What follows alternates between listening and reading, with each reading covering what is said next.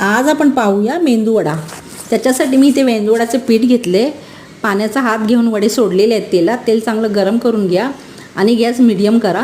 Medium आचेवर भाजून घ्या चांगले वडे, नाहीतर आतून कच्चे राहतील आणि वरून करपले जातील। हे बघा, अशा प्रकारे मी वडे टाकलेले आहेत तेलात।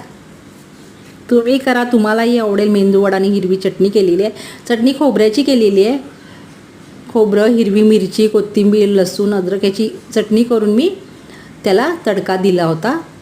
राई, जिरं, कढीपत्त्याचा फोडणी दिली होती। तुम्हीही करा, तुम्हाला आवडेल। त्याचा व्हिडिओ मी अपलोड केला आहे फार महिन्यांपूर्वी, चटणीचा, हिरव्या चटणीचा। अशा प्रकारे मेंदूवडे केलेले आहेत। जास्त काळपट नाही करायचे, ब्राऊन कलर येईपर्यंतच तळायचे आपल्याला। हे बघा, अशा प्रकारे मी मेंदूवडे केलेले आहेत। आणि बटाटा भजी खायची होती माझ्या मुलीला, म्हणून मी आता पुन्हा पीठ भिजवणार, कधी करणार। मग मी त्याच पिठापासून, मेंदूवड्याच्याच पिठापासून बटाटा भजी करून दाखवत आहे। पीठ घ्यायचे, थोडंसं पाणी टाकायचं आहे, लाल तिखट टाकले, हळद टाकली आहे, मीठ मी पिठात टाकलं होतं आधी। तुम्हाला पाहिजे असेल तर थोडंसं टाका, आवडीनुसार किती खार वगैरे खाता ते त्याच्या हिशोबातच मीठ टाका। मेंदूवड्याच्या पिठात मीठ होतं। हे बघा, असे मी बटाट्याचे चिरून घेतलेत बटाटे आणि त्याची भजी दाखवते।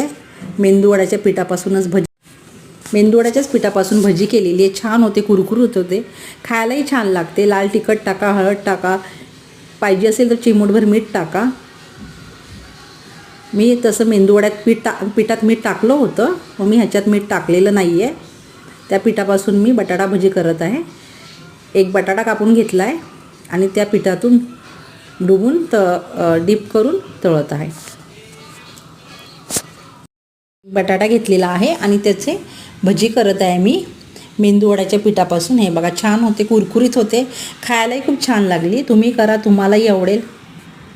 एकाच पिठापासून दोन पदार्थ केले जातात। हे बघा, पुन्हा दाखवते, बटाटा भजी आता दाखवत आहे मी। हे बघा, अशा प्रकारे मी बटाटा भजी केलेली आहे। थोडेसे मेंदूवडे केले आणि थोडी मी बटाटा भजी केली, कापून दाखवते।